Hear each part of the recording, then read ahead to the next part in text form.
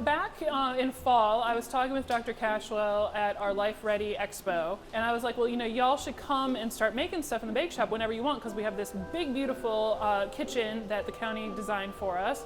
So, and she jumped right on that. So her and her division leadership team, we have set up gingerbread houses with all of the trimmings.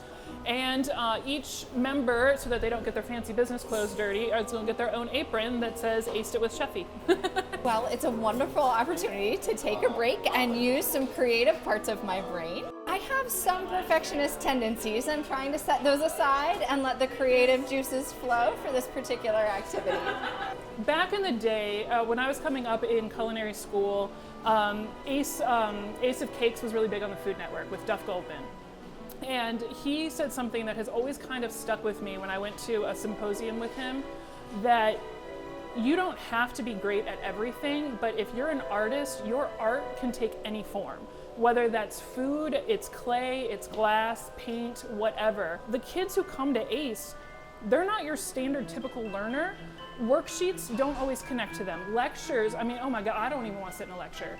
So for me to sit here and be like, okay, we're gonna learn this hands-on skill, and to quote Miss Frizzle, which everybody loves Miss Frizzle, let's get messy, let's make mistakes, and figure out what's gonna happen.